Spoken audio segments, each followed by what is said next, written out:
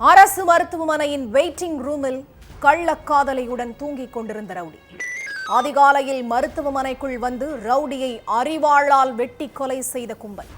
சிறையிலிருந்து வெளியே வந்து சில நாட்களேயான நிலையில் ரவுடி கொடூர கொலை.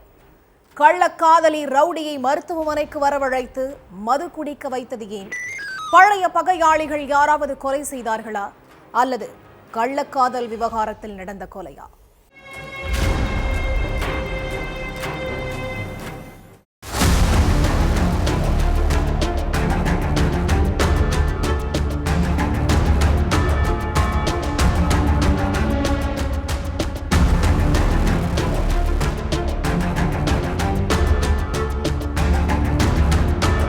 அதிகாலை 4 மணிக்கு சென்னை கீழ்ப்பாக்கம் மெடிக்கல் காலேஜ் மருத்துவமனையில ஒரு ஆணோட அலறல் சப்தம் கேட்டிருக்கு.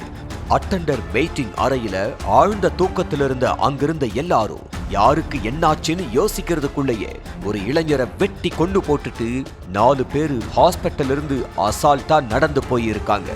அவங்க கையில அரிவாள், கத்தின்னு ஆயுதங்கள் இருந்ததுனால அவங்க பக்கத்திலேயே போக யோசிச்ச மக்கள் போலீஸுக்கு தகவல் கொடுத்திருக்காங்க. அடுத்து அங்க வந்த போலீசார் கொலை செய்யப்பட்டு கிடந்த இளைஞரோட சடலத்தை மீட்டு போஸ்ட்மார்ட்டத்துக்கு அனுப்பிட்டு வெயிட்டிங் ரூம்ல இருந்தவங்க கிட்ட விசாரிச்சிருக்காங்க. அதுல அந்த இளைஞர் கூட இருந்த ஒரு இளம்பெண் மூலமா சில உண்மைகள் தெரிய வந்துச்சு.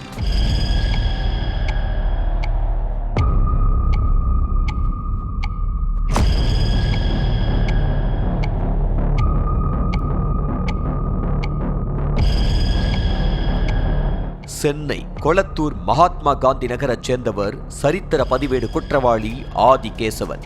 20 வயசான இந்த இளைஞர் மேல கொலை, அடிதடின்னு 10க்கும் மேற்பட்ட வழக்குகள் நிலுவையில இருக்கு. ஒரு கொலை கேஸ்ல ஜெயிலுக்கு போன ஆதி கடந்த சில நாட்களுக்கு முன்னாலதான் ஜாமீன்லயே வெளியே வந்திருக்காரு. போலீஸ் ஸ்டேஷன்ல கண்டிஷன் பெயில்ல கையெழுத்து போட்டுட்டு இருந்த ரவுடி ஆதிக்கும் ஏற்கனவே திருமணமான பொன்னாங்கிணறு பகுதியைச் சேர்ந்த 23 வயசான இளம்பெண் சாருமதிக்கும் கள்ள உறவு ஏற்பட்டிருக்கு. ஆதி ஜெயிலுக்கு போறதுக்கு முன்னாலேயே தகாத உறவில் இருந்த சாருமதி வெளியே வந்த பிறகும் பேசுறதையும் பழகிறதையும் நிறுத்தல.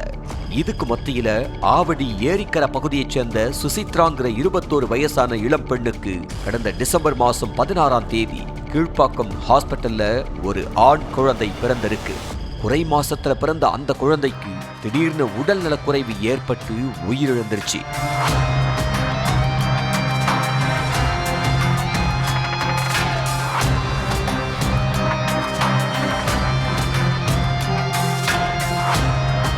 மருத்துவர்கள் சரியா மருத்துவம் பார்க்காததுனால தான் தன்னோட குழந்தை உயிரிழந்துருச்சுன்னோ அதை தட்டி கேட்க யாருமே இல்லைன்னோ சுசித்ரா மருத்துவமனை நிர்வாகத்துக்கிட்ட சண்டை போட்டிருக்காங்க. அடுத்து சிகிச்சையில இருந்த சுசித்ராவை கவனிச்சுக்கிறதுக்காக அவங்க தோழியான சாருமதி ஹாஸ்பிட்டல்ல வந்து தங்கி இருக்காங்க. அப்போ கள்ளக்காதலன் ஆதிக்கு போன் பண்ணின சாருமதி தான் ஹாஸ்பிட்டல்ல தங்கி இருக்கிறதாவும் நீயும் உடனே வான்னு கூப்பிட்டு இருக்காங்க.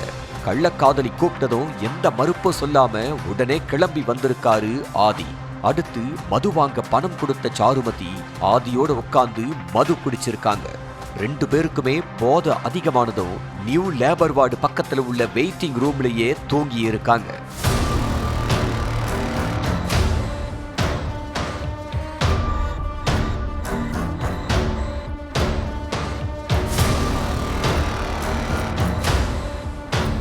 இதுக்கு மத்தியில தான் அதிகாலையில 4 மணிக்கு அங்க வந்த அடையாளம் தெரியாத கும்பல் ஆதிய அரிவாளால் வெட்டி கொண்டுட்டு போயிருக்காங்க.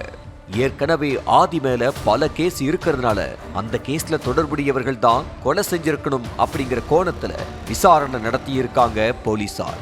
அதுலதான் பல விஷயங்கள் வெளியே வந்துச்சு. ஆதி பிரபல ரவுடி விக்கி என்ற அமாவாசையோட கூட்டாளியா இருந்திருக்காரு. அதனால விக்கி கூட பிரச்சனை செஞ்ச கொளத்தூர் மகாத்மா காந்தி நகரை சேர்ந்த ரவுடி பழனிய கடந்த 2022ல வெட்டி கொலை செஞ்சிருக்காரு ஆதி.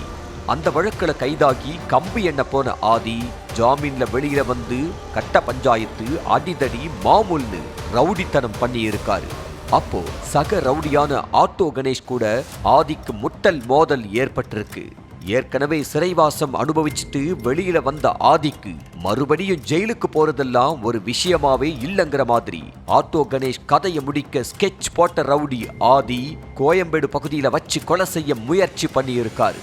ஆனா ஜஸ்ட் மிஸ்ல எஸ்கேப் ஆயிட்டாரு கணேஷ்.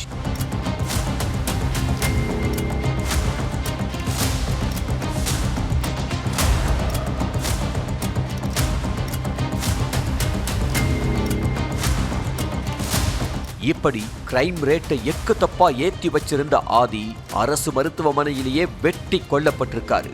இதுல ட்விஸ்ட் என்னன்னா, ஆதியோட நண்பர்களான சூர்யா, அலிபாய், கார்த்திக் கிட்ட நடத்தின விசாரணையில அவங்க 3 பேரும் கொலையாளிகளுக்கு உடந்தையா இருந்ததா சொல்லப்படுது. கூட இருந்த நண்பர்களே உடந்தையா இருந்திருக்கிறது தெரிய வந்ததுனால கள்ளக்காதலி சாருமதி கிட்டையும் சுசித்ரா கிட்டையும் கிடுக்குப்பிடி விசாரணை நடந்துகிட்டு இருக்கு. ஆதியை போன் பண்ணி மருத்துவமனைக்கு வர வச்சது, தன்னோட காசையே கொடுத்து மது வாங்கிட்டு வர சொன்னது, சேர்ந்து மது குடிச்சது எல்லாமே கொலைக்கு ரூட்டு போட்டு கொடுத்த மாதிரியே இருக்கிறதுனால சாருமதி மீது போலீசாருக்கு சந்தேகத்தை வர வச்சிருக்கு.